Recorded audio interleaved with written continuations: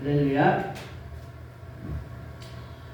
개척 비전에 대해서 하나님의 말씀을 전하는데, 우리는 2026년 시작하는 1월 달이에요. 그래서 2026년도 하나님께서 우리에게 주신 비전을 이루어야 됩니다. 우리는 비전의 사람들이에요. 하나님께서 우리를 만드시면 찬양과 영광인데, 그 찬양과 영광은 언제 이루어지냐? 하나님의 비전을 이뤘을 때에 하나님께서 그 비전을 이룸을 통해서 입으로만 노래 부르고 영광을 한다, 그것이 하나님께 대한 찬양과 영광이 아니에요. 어떤 분들은 특송하고 이럴 때 황소 한 마리 드릴 뿐 이러는데, 저는 그렇게 표현하는 것을 별로 마음에 들어하지 않습니다. 어떻게 입으로 찬양하는 게 어떻게 황소 한 마리 드리는 것과 같습니까? 그 시편에 나오는 말씀 가지고 많이 인용을 하는데 그것은 아니라고 봐요. 그래서 우리는 하나님의 비전을 이루는 사람들이고, 성경에는 하나님의 비전을 이룬 사람들에 대해서 많이 기록하고 있습니다. 그리고 그 가장 완벽한 하나님의 비전을 이룬 사람이 바로 예수 그리스도이신 줄 믿습니다. 하나님의 비전은 하나님의 나라에 있어요. 하나님의 나라에는 땅이 있어야 되고 백성이 있어야 되고 법이 있어야 되고, 이 세 가지가 다 합치될 때에 비로소 나라가 이루어진 것처럼, 이 세상 나라에도 땅과 국민과 법이 있음을 통해서 나라가 완성되는 이 땅의 나라도 하나님 나라의 모형입니다. 우리는 이 세상에 먼지에서부터 모든 것이 이르기까지 다 하나님께서 우리에게 주신 창조 섭리, 그리고 하나님의 뜻을 모든 것을 통해서 우리가 느낄 수 있고 깨달을 수 있고, 또 하나님의 뜻을 깨달으면 그것을 향해서 우리가 삶을 통해서 행동할 수 있고 그렇게 살아야 될 수 있고, 그것이 하나님의 사람이고 하나님의 비전을 이루는 사람들인 줄 믿습니다. 그래서 예수님께서 십자가상에서 몸짓고 가시관을 쓰시고 몸짓고 피 흘리심을 통해서 하나님의 비전을 완벽하게 이루신 거예요. 하나님은 분명히 하나님의 땅도 있고 법도 있지만 사람이 있어야 되니까 마지막에 사람으로 채워져야 되는 거예요. 대한민국도 요새 인구 절벽이라고 얘기해서 대한민국 땅이 있고 법이 있으면 뭐예요? 사람이 없으면 그 나라의 존재 가치가 없는 거예요. 그래서 지금은 대한민국에도 우리나라에서도 출산을 독려하기 위해서 여러 가지 머리를 맞대고 지혜를 공부해서 여러 가지 출산하기 좋은 환경을 만들고 법도 만들고, 또 지자체에서도 그런 일을 행하고, 또 교회에서까지 정말 성도들이 자녀들을 낳아서 얼마나 잘 양육하고 하나님의 백성을 만들 것인가에 대해서도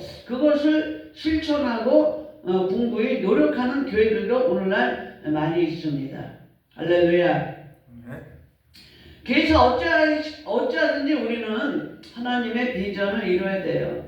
그 하나님께서 성경을 보면 비전을 보이시는 방법이 많죠. 말씀을 통해서도 우리에게 비전을 제시해 주시고, 또 환상을 통해서도 비전을 제시해 주시고, 비전이 다 틀리잖아요. 우리가 선지서가 있지만 이사야의 비전, 예레미야의 비전, 에스겔의 비전 다 틀리잖아요. 그런 것처럼 사람마다 하나님께서 보이시는 방법도 틀리고 또 그 비전도 틀리고 그렇습니다. 그래서 환상으로도 에스겔 같은 사람들은 환상의 선지자라고 그러잖아요. 예레미야는 눈물의 선지자라고 그러고, 그리고 아브라함 같은 경우는 실제로 밖으로 나가서 하늘에 수많은 별들을 보여주고, 바닷가로 나가서 수많은 모래알 같은 모래알을 보여주면서 실제적으로 보여주면서도 하나님이 아브라함에게 너는 모든 민족의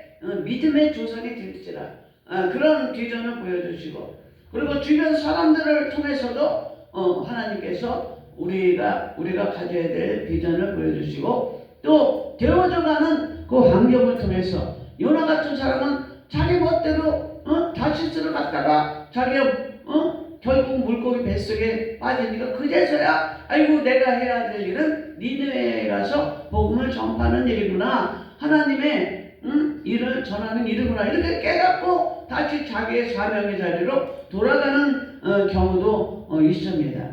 그 중에서도 오늘 말씀 드리고자 하는 요셉에 대해서, 요셉은 확실하게 그를 19절에 보면 자기 형제들까지도 꿈꾸는 자라고 얘기하잖아요. 꿈꾸는 자.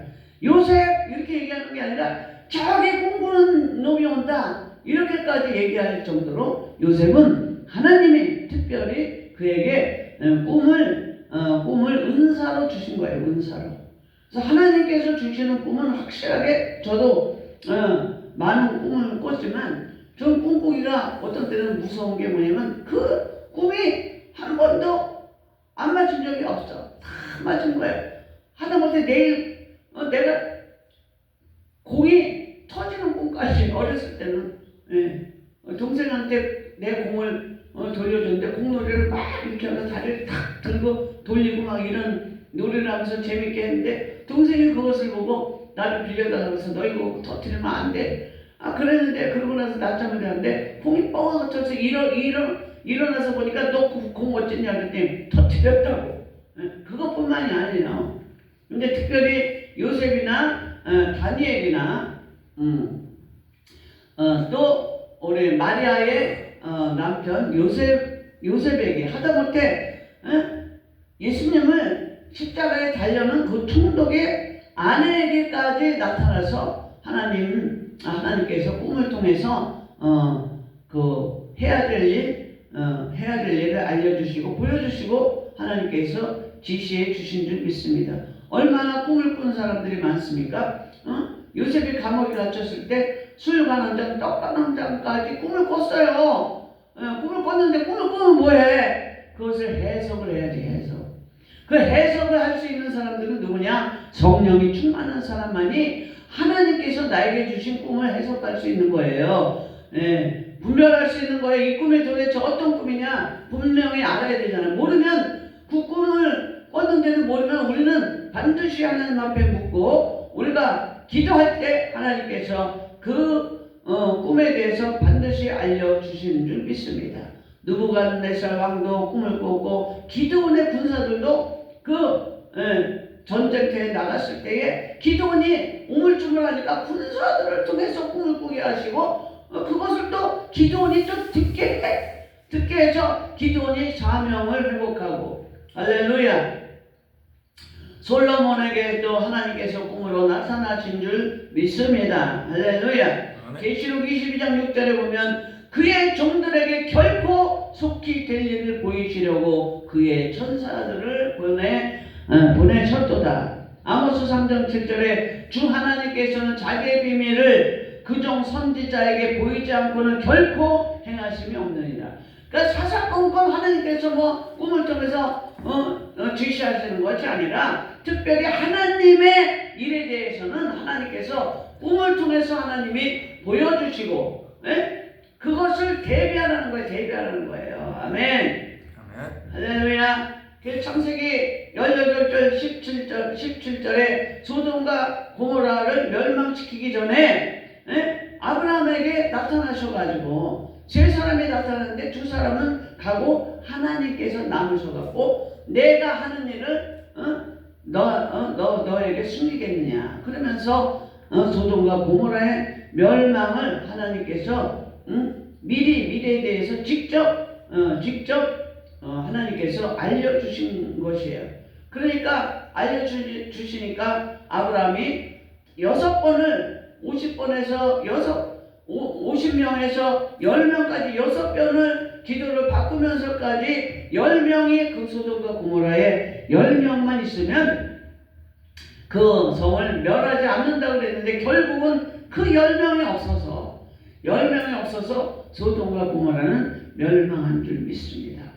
그러나 성경을 보면 정말 의인 한 사람이라도 있으면 하나님께서 우리가 사는 이 세상을 멸망시키지 않으신 줄 믿습니다. 왜? 그것을 증명하는 게 예수님 한 분을 통해서 온 인류의 죄를 대속한 그 예가 있기 때문에 우리나라도 분명히 정말 하나님의 일을 위해서 목숨 바쳐서 그 사명을 감당할 수 있는 그러한 사람이 있을 때에 하나님께서 다 실질적으로는 이 나라 이민족을 위해서 어쩌고 저쩌고 한다 하지만 그것은 그 사람이 정말 하나님 나라를 위해서 희생을 하는지 안 하는지는 우리는 몰라요. 자기 명예를 위해서 그 일을 하느냐 아니면 자기 욕심을 위해서 그 일을 하느냐 우리는 정말 알지를 못하는 거예요. 그러나 하나님께서는 우리 배부 깊숙이 들어서서 감찰하시는 하나님이시기 때문에 우리는 다른 사람은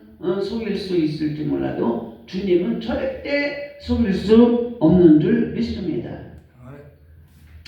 오늘 요셉의 꿈에 나타난 하나님은 어떤 하나님이에요? 처음에 곡식단 11단이 요셉의 단에게 둘러서서 절하고 있는 거예요. 그러면 그것을 현상으로만 우리가 알 것이 아니라 곡식단은 무엇을 의미합니까? 곡식은 먹고 사는 문제에서 최고로 우리가 사는 거에 있어서 제일 필요한 게 입는 것도 필요하고 집도 필요하지만 제일 중요한 게 먹는 거거든. 먹는 거. 그렇기 때문에 곡식단이 절한다는 것은 경제력을 물건을 요셉에게 준다는 그 암시예요. 암시. 그리고 먹는 것은 뭐예요? 생명을 살리는 일이잖아요. 그래서 물건을 통해서 생명을 살리는 그 권한을 요셉에게 준다는 거지. 곡식단이 절했기 때문에 그러한 물건을 주신다는 것을 의미하는 거예요. 그런데 제가 이 말씀을 준비하면서 그걸 깨달았어요. 하나님이 나에게 물건을 주셨다. 그럼 물건을 주셨다는 것은 뭐냐? 요셉의 꿈을 통해서 하나님께서 또 더 깊게 그 물건에 대해서 하나님이 우리에게 주시는 말씀은 뭐냐? 물건을 줬으면 네만 혼자 잘 먹고 잘 살라는 게 아니라는 거죠. 요셉의 한 일을 보면은 본인만 잘 먹고 잘 산 것이 아니라 그 이집트에 있는 모든 국민을 백성을 살리고 자기 형제들까지 살렸다 이거죠. 그러니까 물건을 주셨다는 것은 나만 잘 먹고 잘 살라는 그런 의미가 아니라 바로 주변에 있는 사람들도 살리라는 그런 하나님의 엄명인 줄 믿습니다. 그래서 레위기에 보면 그들이 이스라엘 사람들이 추수했을 때에 내 기둥에 이것을 곡식을 남겨두라고 그러잖아요. 그 남겨두면 그 곡식을 먹을 게 없는 사람들 그것을 주워다가 자기들이 먹잖아. 보아스가 룻을 위해서 일꾼들에게 뭐라고 그랬어요? 야, 니네들이 추수했으면 그거 뽑아가지고 그것을 던져놔라. 그래서 룻이 주워가게 하라. 그렇게까지 우리는 하나님께서는 제복을 주신 물건을 주신 우리로 하여금 나만 잘 먹고 잘 사는 게 아니라 정말 나눔에 있어서 우리의 심령과 행실이 너그러워야 된다. 비록 그 손 벌리는 그 사람이 내 마음에 안 들고 또 하나님의 법의 율법으로 비춰볼 때도 별로 그 사람이 행실이 좋지 않는다 할지라도 우리가 조금 손해 보더라도 할렐루야 우리는 좀 그 나눔에 있어서 우리가 너그러운 심령을 가져야 될 줄 믿습니다. 할렐루야. 그런데 그 물건을 가진 사람은 첫째 자기만 잘 먹고 잘 사는 게 아니고 둘째 또 주변의 사람들도 함께 나눠주라는 의미도 있지만 세 번째는 뭐냐? 구제하기보다는 스스로 구제할 수 있는 사람이 될 수 있는 그런 리더의 역할을 하라는 거예요. 물건을 주신 거는. 예. 그러니까 옛말에 있잖아요.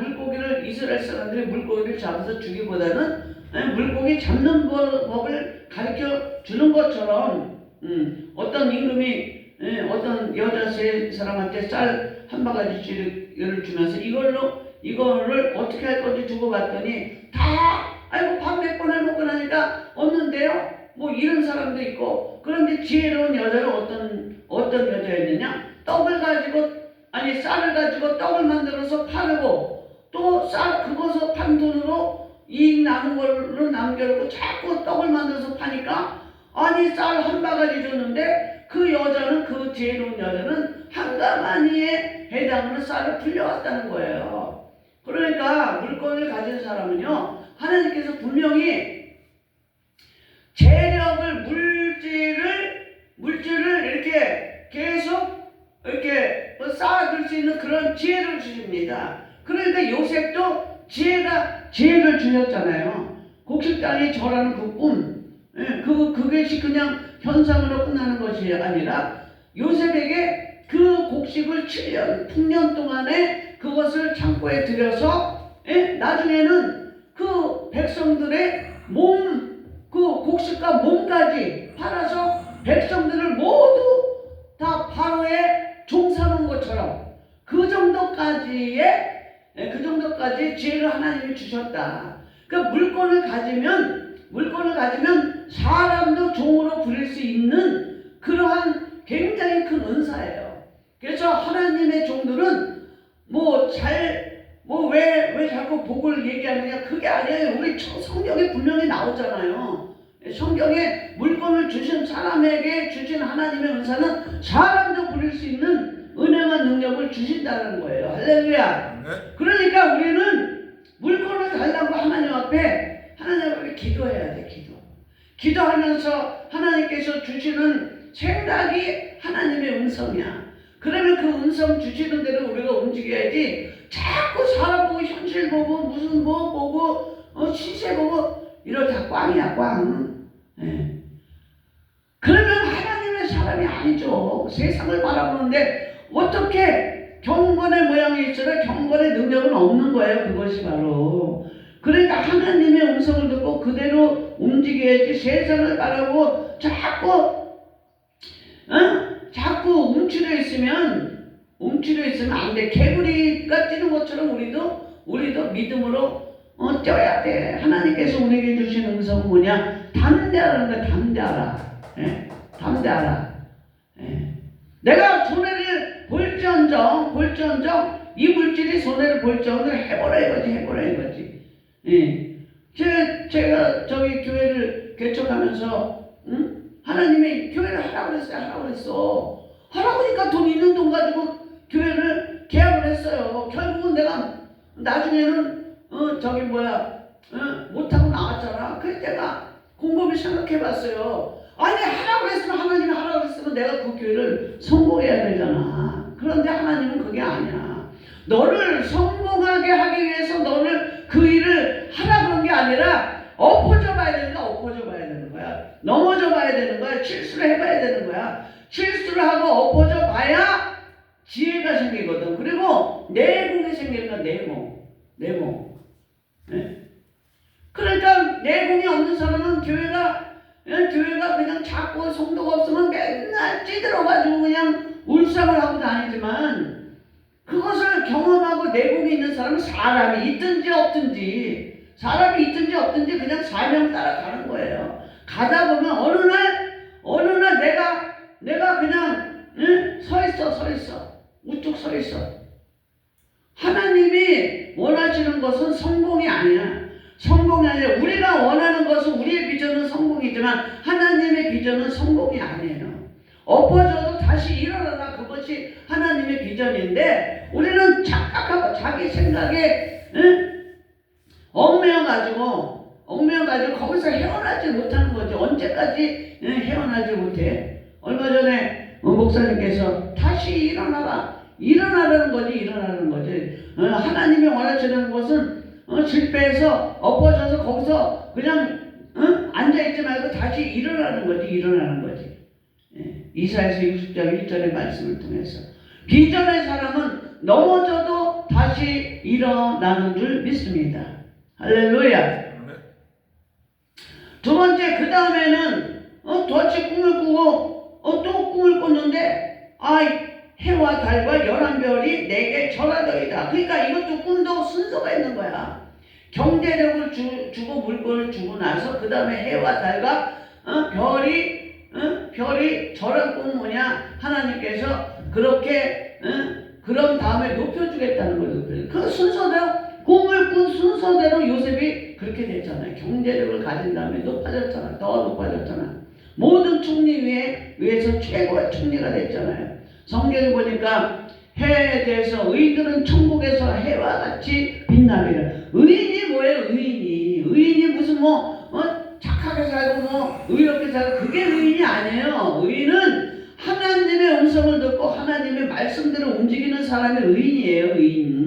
우리가 똑바로 알아야 돼. 아무리 착하게 살아도 하나님 명령대로, 하나님이 원하는 뜻대로 움직이지 않는 사람, 그 사람은 악인이에요. 악인.